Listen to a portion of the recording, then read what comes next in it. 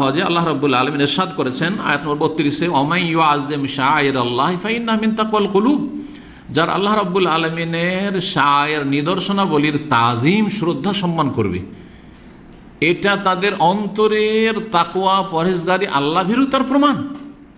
আপনার অন্তরে আল্লাহর ভয় আছে, গুনাহ থেকে বাঁচতে চান, হারাম নাজায়েজ থেকে বাঁচতে চান, আল্লাহর কাছে জবাব দিতে হবে এই চিন্তা আছে, এটার প্রমাণ হচ্ছে যে আপনি আল্লাহর এবং আল্লাহর দিনের, আল্লাহর নামের, আল্লাহর কিতাবের আয়াতের কি করবেন? তাজিম করবেন, আপনি সম্মান করবেন।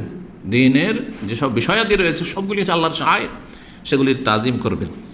সুতরাং এইরকম দোকানপাটের নাম রাখা আর আল্লাহর নামের অবমাননা করা হারাম নাজায়েজ। এইরকমই জলসা মাহফিল, ইসলামিক মাহফিলের এইসব পোস্টার তৈরি করা, তাতে বিসমিল্লাহির রহমানির লিখে রাখা, তারপরে পরে ফেলে দিচ্ছে লোকেরা, গুনাহগার হইতে হবে, মাহফিলের কর্তৃপক্ষকে গুনাহগার হইতে হবে। যে ফেলবে সেও গুনাহগার, আর যারা মাহফিলের বিজ্ঞাপন ছাপিয়েছে তারাও গুনাহগার। আল্লাহ তাদেরকে সবকে হেদায়েত দান করেন।